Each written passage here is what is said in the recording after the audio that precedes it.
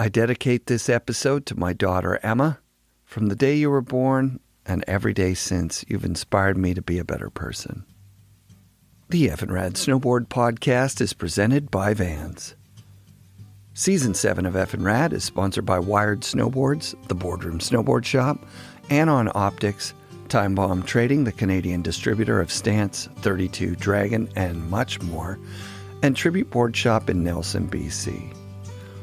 Wired Snowboards offers 10 different board series with a variety of shapes and sizes to accommodate everybody. Plus, you can order custom handmade snowboards to suit your personal style and preference. This week I rode Rob's own 159 Carbon Beast with a carbon fiber sidewall. This is one of the benefits of owning your own snowboard factory. Rob and Pepe are constantly coming up with new ideas and trying them out on the snow. The Carbon Beast isn't in the lineup yet, but it's the edge of innovation at Wired Snowboards, a true Canadian snowboard company with deep roots and amazing products. Check out wiredsnowboards.com and order a one-of-a-kind custom snowboard today. You'll be stoked. Support also comes from Grouse Mountain, Mount Seymour, New Green Superfood Drink, Volcom Outerwear, GoPro, and Intuition Custom Boot Liners. Sam Bertolino is a snowboarder from Long Island who spent years working for Burton. Along the way, Sam spoke up about equity in the workplace and bringing representation of marginalized groups into the culture and marketing campaigns of the largest snowboarding company on the planet. Her work on the Family Tree line was a part of creating one of the first gender-neutral series of Burton Snowboards ever. I originally reached out to Sam because I'd heard that she sparked the end of Terrier's career. Enter my implicit biases. So I kind of called her with a real, do you know what you've done kind of attitude. But Sam's clear-headed explanation of her experiences at Burton made me realize I've been apologizing for Terrier since I first saw his tweet about Gus Kenworthy coming out as gay in 2015, and it's time for me to rethink that stance. I thought I'd share her story with you here on the show. I started by asking her if she considers herself an activist. No. I mean, I would say I speak up when I hear something wrong, but am I a career activist? No, there's tons of people who do way more than I do. I think I hold privilege in the sense that I am white, I am cis, and I'm typically well-spoken. I would say better in writing than speaking, so don't hold me to it. But I think I can be well-spoken, and even at Burton, like I had access to, important people there, and I had some clout, I had a cool job, I'm decent at snowboarding, and, that was privilege. So in that sense, I was able to speak up and know I would be heard, whereas some other people wouldn't. So, I did feel some responsibility to speak up for people with less privilege than me, but, for myself as well. Cool. So now, let's go back to Sam Bertolino starting snowboarding. Like, where were you? Where did you live? What era of snowboarding was it? So I grew up on Long Island, and I started skiing in Vermont at Mount Snow when I was 3. Wow. And I think I was trying to remember this, but I think around when I was like 8, I was like, the snowboarding thing seems cool. I like to skateboard. I want to try snowboarding. And my dad was kind of bummed. I think he was bummed just because I was a pretty decent skier because I'd been doing it for so long, and just going through the learning process with your kid again is kind of annoying. But super supportive. I remember going to the local ski snowboard shop and where we would get our season rentals, and we started doing like double getting skis and snowboards. Nice. And eventually I got to the point where I was like, all right, I'm done with skiing and I'm just going to snowboard. And I think I was around 11 or 12. And then I started really getting into it in like middle school, high school. And what time of period was this? This was like the late 90s, early 2000s. Yeah. So what's your first board like that you buy? Yeah. So my first board was a Burton Feel Good ES. I remember just looking up the classic, like, what's the best women's snowboard? And that was the board that Kelly Clark rode. And it was like, oh, this is the board that I need. And I think at that time I was already working at a snowboard shop. That may have been just before, but I think I was able to get my first job year like 14. Wow. So I started working at that same snowboard shop, ski shop, where would get my rentals.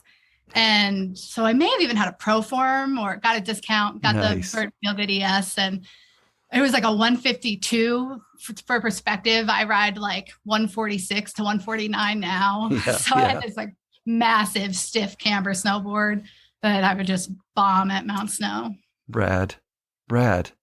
And so then throughout the years you stayed working at the shop, and did you ever like kind of get like compete or get sponsors or anything like that? No, I mean, in my world, it wasn't surrounded by the snowboard industry, or it wasn't very relevant. I mean, we were just on Long Island, and I was, lucky to be able to take trips to Vermont because my dad and parents were pretty into it. So no, I never competed or anything like that. I also had to get a lot of knee surgeries throughout high school, so I was kind of always on crutches. But I stayed working at that shop on Long Island throughout high school. And then even in college, I went to college in Colorado, and I would go back over holidays and pick up shifts there. So kind of was this a constant spot. What'd you take did you go to University of Colorado? Yeah, I went to University of Colorado in Boulder. Do you know Jake went there? I did. Yeah, that's kind of cool. I think my time even overlapped with George a bit. Oh, no way. Yeah, but I actually only applied to UVM in Vermont and CU Boulder. Yeah. Because I was like, all right, where can I snowboard? And I ended up committing to Vermont. And then last minute was like, you know what, I'm going to go to CU because those mountains are bigger and the sun is out more, which ended up being great. And I majored in anthropology and communication. Cool. So how do you get the job at Burton with that? So while I was at CU, I snowboarded a lot, made my schedule. So I had like Monday, Wednesday, Fridays off. And I did the snowboard team, I think freshman and sophomore year. And I wasn't competing. I really just did it because I didn't have a car, and they had a van, and you paid $5 and you got to ride to the mountain. Nice. So that was great. And, just making friends. I started working at a Christie's Sports while I was in college. So just another shop. And then after school, I moved back to Long Island with a U-Haul. And after about 2 months, I was like, oh my God, what am I doing? How am I back here?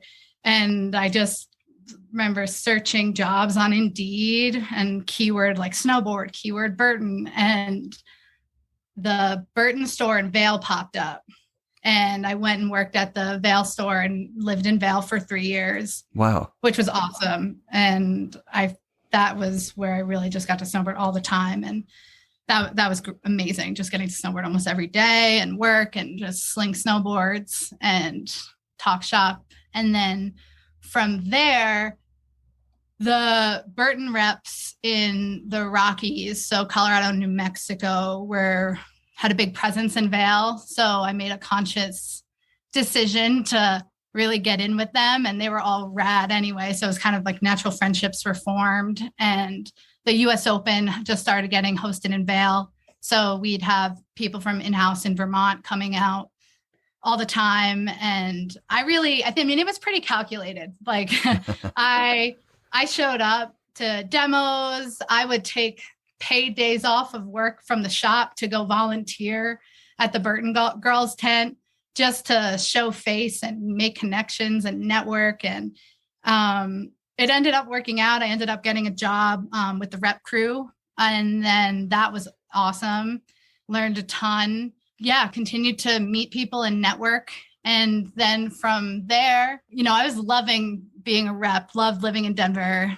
We had access to a house in Vail through my boss. So I was in Vail snowboarding all the time. Wow. And working.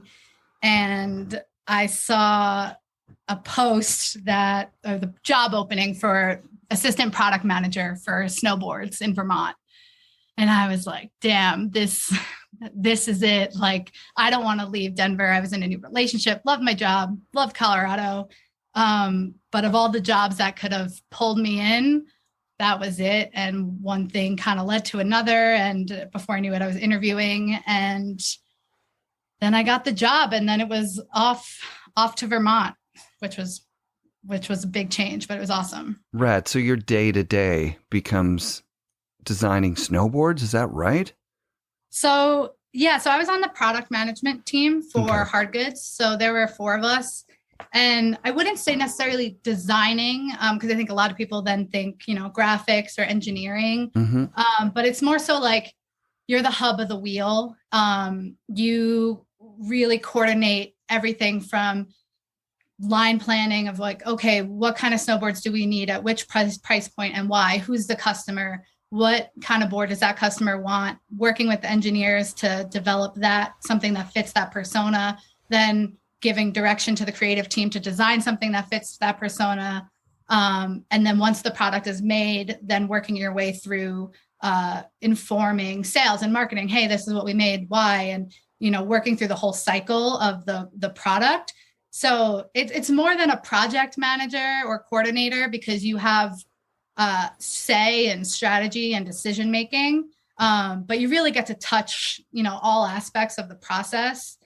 And it was great. I mean, I learned a ton, and there was a moment where I was like, damn, I really should have studied something a little bit more focused as far as like engineering or creative or design or something like that, because it's much easier to look for a job when you know the keyword you want. Yeah, but totally.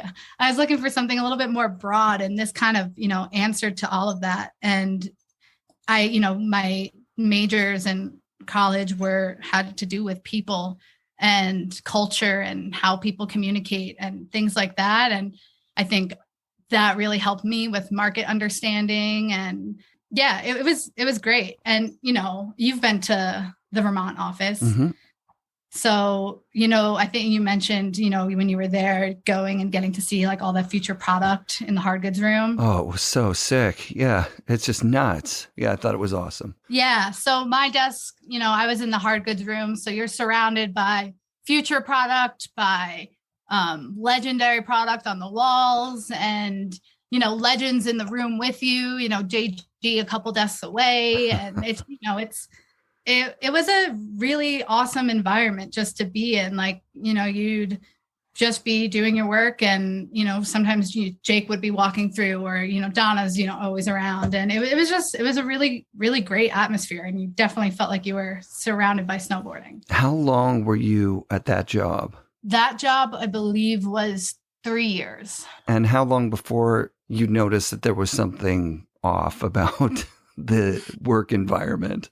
I mean, I think that's a tough question. I think inherently everything that we're surrounded by right now is off. I mean, things aren't equal. And I mean, I drove across the country for that job with my now wife, but girlfriend at the time. And there were many times and many places where we didn't feel comfortable holding hands, and, not just because we didn't feel comfortable, but like, is this a risk? Like, are we safe? If is something bad going to happen to us if we are outwardly gay right now? So, when you're a part of a marginalized group, whether, it's gender, sexuality, race, or anything, even just being a woman, and I think you're in tune to this stuff anyway. So I think going into any scenario, that these inequities exist, and you're going to be, so you're privy to it. So I wouldn't say there was like a moment where I was like, oh man, like it's not good. I mean, I think I kind of had my eye on it anyway, because, you have to.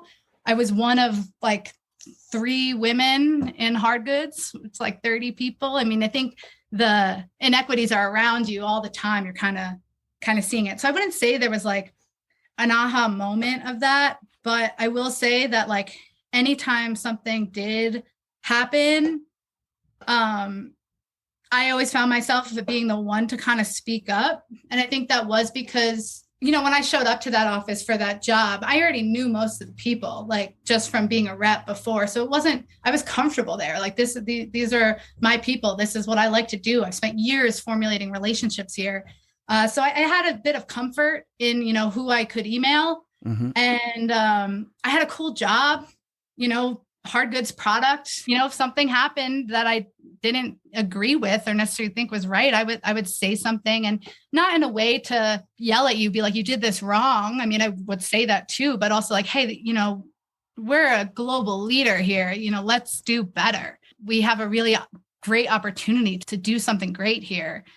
And I think my moment where I stopped being really hopeful about those kinds of emails and started getting more frustrated was when it didn't feel like anything was happening. I'd say something and maybe I'd get pulled into a group to review something with a diversity and inclusion lens. And then I would be like, actually, I'm glad I'm here because this isn't really great. Mm-hmm. Like, here's this women's catalog that you're thinking about. And I don't see any Black people or people of color, or I don't see any representation of a queer family, or different body sizes, and then, getting shot down. So it's like, I took time away from my job, making fun product, to come do this, which is emotionally distressing. And, taking away from me what I'm actually supposed to be doing, falling behind on my work to come put myself in this position that's going to raise my heart rate and upset me, tell you how you can do better. And then for you to not listen, that was the part where I'm like, oh, you're not even going to listen. Like, that was when I started, those were the hard moments. It was frustrating, because would I have loved to have just been able to show up to work and just do my job and talk snowboards and not have to worry about that? Yeah, what a privilege. Like, that would be great. But instead, like, I'm having to do this thing where, some people may say, oh, you didn't have to do that. But, at the end of the day, it was, affecting me. It was affecting other people who had less of a voice. And yeah, it was tough. So how early into it does the Terrier thing happen? Because that was like 7 years ago. Yeah. So the Terrier thing, I think, originally happened in 2015, 2 or 3 years before I got to Vermont. But it happened again. He did something else on Instagram. Yeah. And there's a post going around him calling something gay, and it's like, again? Right. Again? We're doing this again? Right. And, some people might say I'm a whistleblower here, but to be honest, I don't think I am. I mean, everyone already knew what he did the first time, and it was wrong then, and he was called out for it then. Like, I think the industry was the whistleblower. And, when it happened the second time, again, I wasn't the one who found it. It was on different people's Instagram stories. And, right. The role I had already taken about speaking up against things that I didn't think was right. And again, my access to important high up people. It's like, I'm going to say something, hey, just so you know, so you're aware, he did it again. And I just want there to be some internal pressure that, this isn't okay, and leave it at that. And, the response I get back is, hey, thank you so much for bringing this attention. This definitely doesn't align. And yeah, we'll look into it. And then silence for a couple of weeks.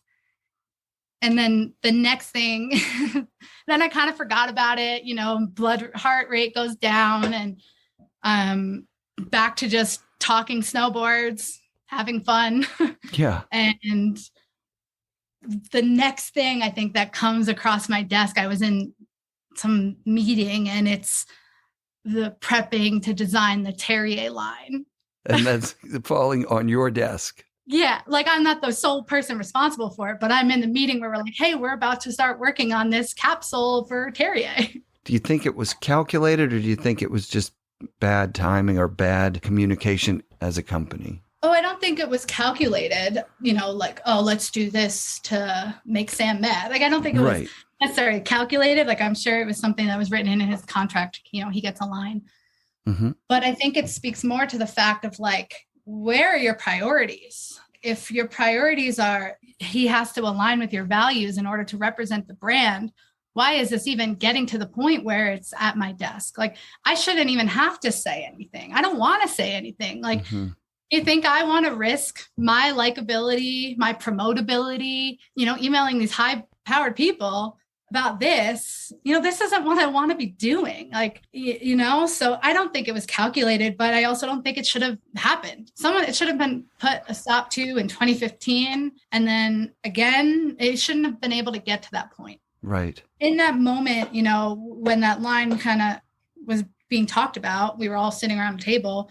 I was thankful because I actually wasn't the person who was like, hey, maybe we shouldn't be doing this. Someone else said it. And I was super thankful for him in that moment. And it kind of, enabled me to be like, yeah, like you're allowed to be upset about this. Like, this isn't cool. Even, the straight guy at the table is like, hey, maybe we shouldn't do this. That really shook me because I had said something like, hey, this isn't okay. And now you're telling me I have to work on making this line for him. And it just really kind of was a slap in the face of how much it wasn't cared about. Throughout your time at Burton, were they ever saying like, look, this is a safe space for all people?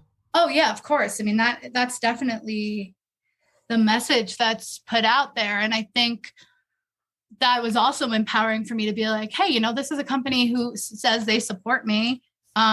I should be able to speak up, So yeah, that's definitely the messaging that they've always said. And, they continue to say, and I think, I'm not saying it's untrue or they don't mean it. I mean, I think they really do mean it, but there was just only so much I could take at my own expense of, them figuring out the right way to execute that.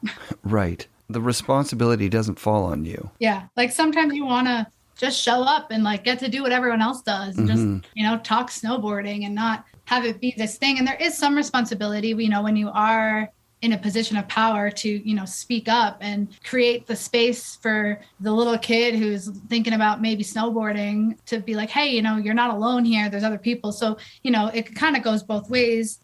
Yeah. And I feel like, I felt comfortable emailing who I did. And, maybe that's just because of who I am. But I didn't feel like there wasn't, space to bring it up. I mean, I always had a great manager and a great supportive team. And, there's tons of great people at that company.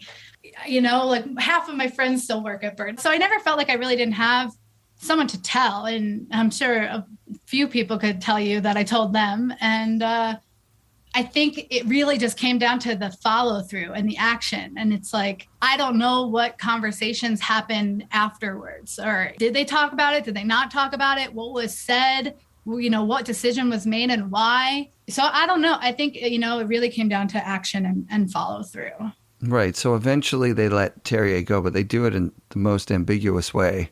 Some would say that it wouldn't have affected any positive change for someone who is out at work anyways. What he did was homophobic and shitty that hurt people's feelings. And then everybody rallied behind him saying it wasn't that bad. That's what it looked like to someone from the outside. And I was a part of that rally saying, you know what, how bad is it? When I called you, that was what my intention was to say, really, you thought it was that bad that you're going to get this guy, legend of all legends, canceled? And you schooled me right away. Yeah. I mean, I think there's a couple of things going there. So like the first thing you said, like, it's not that bad. I think Tanner Pendleton in the Torment interview kind of hit it home in his description. I'm just going to cut in here with my son Bowen reading the quote from Tanner Pendleton. Yeah, so a microaggression is basically a low-key jab, whether intentional or not, at marginalized groups. An obvious example would be calling something you don't like gay, or saying something along the lines of, this spot sucks dick. Even something as simple as asking a guy, do you have a girlfriend, assuming their sexuality is considered a microaggression.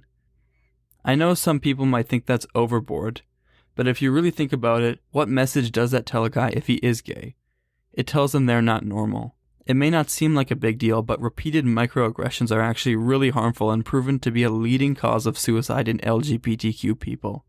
Also, this idea extends way beyond the LGBTQ community to women, people of color, etc. So I think microaggressions are really important to key in on, especially with the audience of this interview, because they are cultural issues that you can address and make a change for the better now. I think it's important to educate yourself on the matter and be mindful of what you think you're putting out in the world. Language and how we talk about things, lays the foundation for how things are seen or people are treated. And, language can be used to join people together or separate. It can, create another. And then once you have that other, that's when you start seeing, violence or the disenfranchisement of groups, laws that come through this. So it does matter. Like, yes, it's just a word, it's just language, but like that results in harm and violence. And if you just look at statistically, trans people are facing way more violence, Black trans people, even more violence. So, this isn't just like, oh, it hurt my feelings. It's like, no, this is like creating this environment that enables these violent and hateful and life-threatening actions to take place. So, it's important. And he didn't just do it once, he did it again. And he never really seemed to learn why it wasn't okay. I think it's really important to drive that home, like why it is a big deal. It was international news that he made this gay joke. It kind of denigrated down to where people were just fighting over how much punishment should this guy have for a joke. That's where it got to. Having gone through and listened to what I've said about it on the show, it's embarrassing. Yeah, and here's a guy who's renowned as the greatest snowboarder of all time, working for, being sponsored by, representing the biggest snowboard company, the most influential snowboard company. So at the end of the day, it comes down to your employer. If you are representing, this company and your values and you're doing and saying things that don't align, like it's pretty black and white. And I am thankful, Burton, it seems like maybe a day late and a buck short, but they did realize. And, listening to your interview with Donna, I was happy to hear her say, yeah, he didn't align with our values, and that's important. It's pretty cut and dry. Yeah, like I'm on your side on this one. If Burton says this is a safe space for everybody, yeah, then you're going to see LGBTQ, BIPOC, everybody would be represented. Yeah. But you don't see that there. Like that was the biggest red flag for me. Yeah. It's not the case. Vermont is not diverse. Snowboarding is not diverse. Mm-hmm. But I think it's important to realize that historically snowboarding and skate culture, it really, hasn't been, gay jokes have been so prevalent. It hasn't been the most welcoming environment, even though it, it wants to be.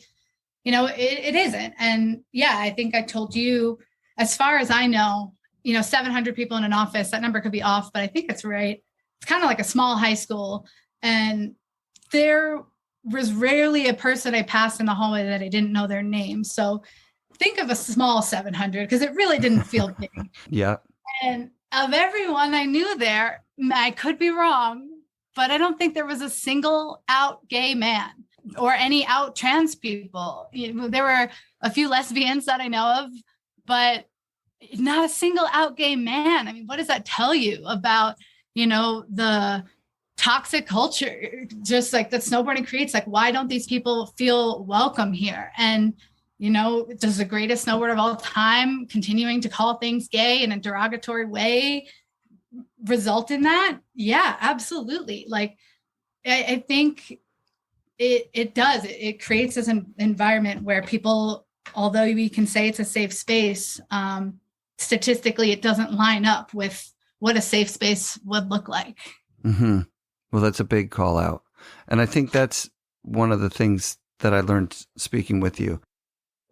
I was calling it the big cancel of Terrier, and I'm sure the media was calling it Terrier getting canceled by Burton. He didn't get canceled, and most people don't get canceled. Like, you look at his recently tagged Instagram photos, there's still people being fans or sponsors. And did he lose a major sponsor because his values and he did things that didn't align? Yes. But did he get canceled? No. Was he held accountable eventually?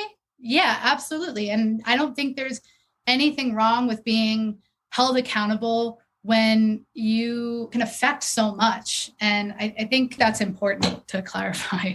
He's not canceled. He was called out. And he wasn't even called out by you. You called out Burton. You're like, hey, Burton, if this is a safe space to work, why are you continuing to support riders that don't align with your values publicly? Yeah, I mean, and let's be real. Like, I wasn't on the senior team. I didn't have decision-making power here. I was just like, hey, if this is your list of values and this is what you say you stand for, hey, I found something that doesn't align, that makes it hard for me to do my job. And, he wasn't some ambiguous, Terrier, great snowboarder. I sometimes would look up from my desk and there he would be a couple tables over talking boots or bindings or something, with JG. Like, this was a guy who was in my line of sight, who I'd have to shake hands with, who, ride around tables. One of the coolest parts of my job, there was a moment, while all this stuff is going on, and I'm told, hey, just so you know, Terry is going to be in this ride around table Zoom call. If you don't feel comfortable doing it, that's totally okay. You can sit this one out. Now, at first listen, that might sound like, that's so supportive of them, but really, like, ride around table is one of the coolest things you got to do in my past job. You're talking product with the pros. You're talking about what they like, what they didn't like, what's coming for the future. What should we do? It's fun. And you're telling me that I should sit out if I'm going to feel uncomfortable because Terrier is going to be there. Like, I don't want to miss that. I don't want to fall behind in my job. I don't want to miss that opportunity. If he's the one who did something wrong and is making me feel unsafe, then he shouldn't be there. Why am I the one who is being told maybe you shouldn't be there? So, and, even the intention there was good. It's like, hey, if this person's going to make you uncomfortable, you don't have to go. But ultimately, like, that position, that person who told me that shouldn't have even been in that position. Like, he shouldn't have been invited to that. He shouldn't have been, if his values didn't align, he shouldn't have been on the team at that point. Yeah, you got me with that one.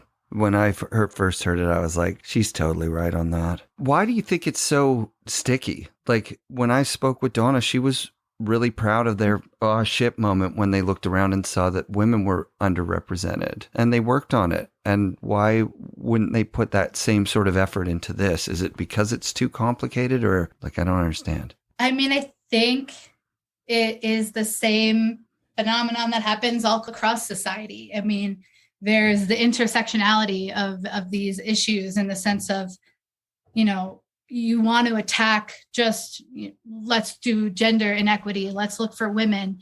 But you have to realize that people's other social identities that exist, or racial identities, they all add up and can compound against, a person's place in society. If you're just looking at gender inequity and you're saying, we have to do more for women, you're really saying, whether you mean to or not, you're really saying we have to do more for straight white women, because that's going to be the default. Yeah. So one of the, things I'm really excited about that I got to work on while I was at Burton was the family tree line being gender neutral. So in the last couple of years, it's been one family tree line, gender neutral, extended sizing amongst the boards. So in the past, you'd maybe get like 1, 2, maybe 3, if you count a split board, women's boards, and then 8 to 10 or, whatever, men's boards. And it was always kind of limiting, right? Like, I'd get, 1 or 2 boards I get to ride from family tree, and the dudes would get all of these boards. And when you really think about, being inclusive, sometimes it's not obvious. And some people were a little resistant, like, hey, we're going to remove women's from family tree. Like, that goes against our inclusivity. But, it actually ends up being something that's even more progressive, right? Because now we are not holding the physical body to be attached to gender. So you're including more trans people. You're including more guys who may be small, or women who may be bigger, and you're actually being more progressive sometimes when you're not just focusing on women or gender, because in the end, right, you have all these family tree boards now that have smaller sizes and big sizes, no gender attached to it, and everyone now has more boards. Like, I can ride every board in the family tree line, which I've never been able to do before. I'm sure there are cisgendered guys who maybe wear a size 7 boot or weigh 140 pounds and weren't able to ride family tree boards before, or, women who have bigger feet and weigh a lot.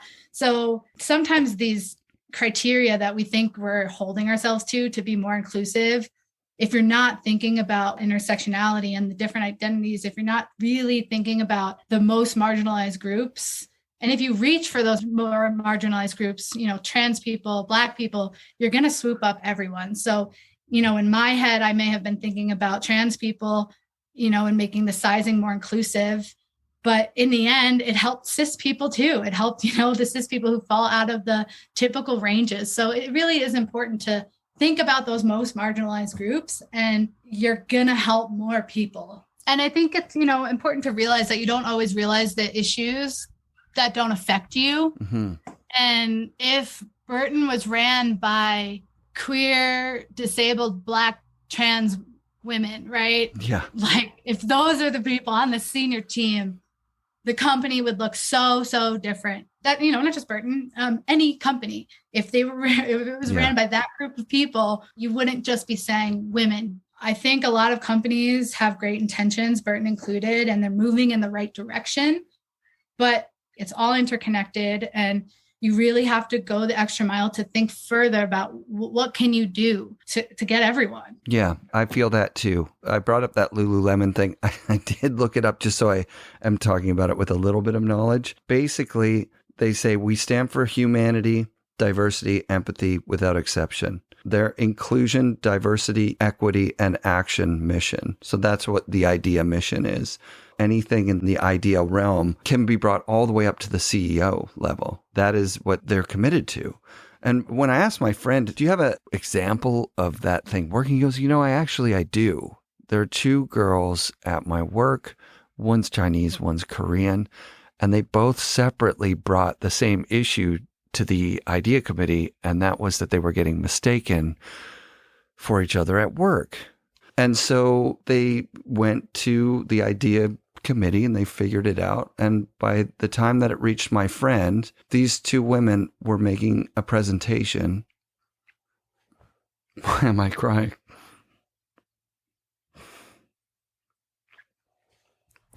So these 2 women brought their stories about growing up outside of Canada and immigrating here and choosing names that were easier to say, and how disappointing it was that they couldn't even ask people to call them their real names. So by the end of the meeting, there was a handout on their traditional names and how to say them.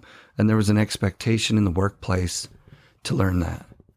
And I think that's a good example of being committed to, that to me inspired me that because I was stuck on this for the first week after I talked to you thinking, there's no way out of this, really. What do we do? Well, yeah, creating a safe space to voice concerns is one thing. And I do feel like I had that. I mean, I sent a lot of emails that were risky to my, like I said before, my likability and promotability. And on one hand, I'm thankful that I never got fired for it. So in some sense, it is a safe space. Do I think I should have ever gotten fired for it? Absolutely not. But I think the issue comes with the follow through. And, what are you doing about what I just said besides asking me to speak up more, put in my input more? Because, you just got emotional, and it's good to get emotional about things that affect other people. And it's, even harder when it affects you. And when you're at your job, you're just trying to do your job and you're being put in these positions where, you have to speak up and you lose focus. It was very hard for me to have those kinds of conversations and then get back to my desk and start putting things in Excel or whatever I was doing. And it was a bummer, honestly. I think about this a lot. I told you about my path to that job and, the path I took in snowboarding. And it was very calculated, networking, jobs I sought out, people I sought out, but it was a privileged path. I mean, those jobs that I was doing, even up into through Burton, were not well-paying jobs, barely livable. And I mentioned I had to take paid days off of work when I was at the shop to go. I didn't have to, but I took paid days off of work at the shop to go network and meet people. And that's the real reason why I got that job, is because I had already, you know, been talking and meeting people and putting myself out there and, you know, working these low paying jobs and, you know, working demos and showing up early. And, you know, in order to be able to do that, and even to have my job at Burton, you know, my dream job where I made it, not really making livable money, I was only able to do all of that and even get introduced to snowboarding in the first place because I am privileged, and I knew that my parents would help me if I couldn't make a rent payment, or I would never be without food or shelter. And if that's the path that people have to take to get that job, like, you're not going to have a very diverse workplace because not the many people have that privilege, and the people who do have that privilege tend to all look the same.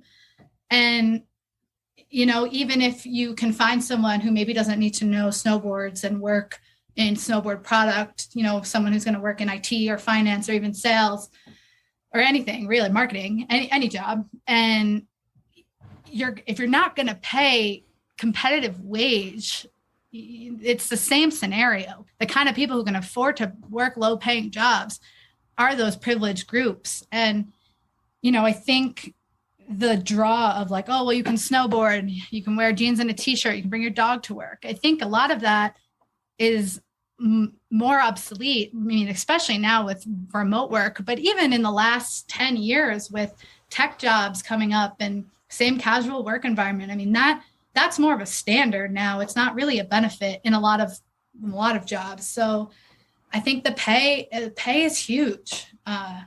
Yeah, it really is. Yeah. I was actively applying for jobs. Yeah. And when I got one, I left with a go out in flames email, as I call it. Yeah. Just kind of a final, like, these are some things that were not that rad, and you have such an opportunity to do better.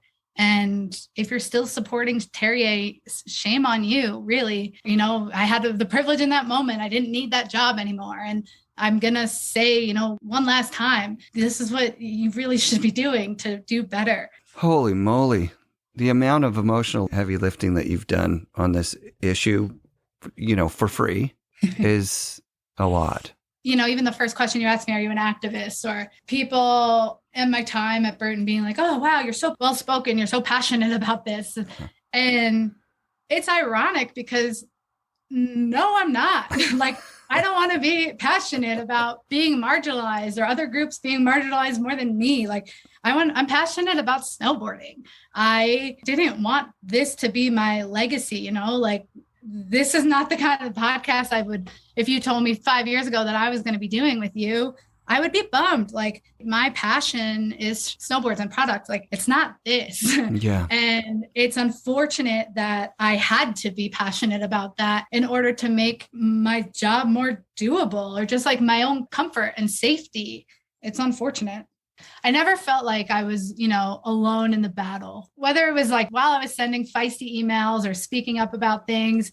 I always had people to bounce it off of who were like, yeah, you should totally say that. Like, that's right. Like, even before I sent my email, I ran it by people, or even after my email was sent, I got so much support back from people, like important, cool people, or, you know, rad people who I admired. So it's okay to make mistakes. Like, that doesn't get you written off. Like, I think the issue comes is when you make mistakes and you continue to make them after being told it was wrong, and you continue to defend it and you don't do anything about it to learn. That's the real problem. And I think just no hard feelings. It didn't end the way that I would have hoped, but I think it's a good learning moment. And hopefully this helps clarify for some people and helps people to learn. And I think that I would have worked there forever. I mean, if the pay maybe was a little better, a lot better, and this stuff never happened, I would have worked there forever. It would have been very nice to not care and to just show up and make snowboards. You are a really good dynamic speaker. I felt really excited about this for the last 3 weeks. So I've had a mixture of excitement and nervousness. The only thing I forgot to give props to was my old boss, Leslie Betts, for being supportive and sick throughout the whole time. And it was, yeah. Thank you for doing this. Yeah, thank you. FNRad shoutouts this week to Sam Bertolino for telling her story on mic and speaking up. As I've mentioned before, I'm on the first few steps of my journey towards being the kind of person I aspire to be. I want to thank Tanner Pendleton, Gus Kenworthy, Jake Kuzik, Jill Perkins, Chad Unger, Chelsea Waddell, and Kennedy Deck for doing the emotional labor for all of us in the snowboard community. And thanks to Torment Mag for doing the series of interviews with LGBTQIA2+ pro snowboarders. I'd like to mention Layla F. Sad for her work on educating the world about inclusivity. Her book, Me and White Supremacy, has helped me working through, that first step of trying to be more inclusive in my thinking. The podcast Seen on Radio has also been a big source of information and inspiration over the past 5 seasons. Check that out if you're looking for some information to bring yourself into the presence of your own implicit biases. I leaned on several trusted friends for help on this episode. Thank you, Andy, for the story of your experience at Lululemon. And thank you, everyone who listened and gave feedback. You know who you are. Special thanks to my ever-supportive wife, Terry Lynn. She is my rock. And as I said up front, this episode is dedicated to my daughter, Emma. I love you, kiddo. And special thanks to my son, Bowen, for reading the quote from Tanner's Torment Mag interview. I love you, son. You guys are the best people, and it's a real honor to be your dad. Be sure to come back next week for another episode of the FNRad Snowboard Podcast presented by Vans and brought to you by SIA Productions.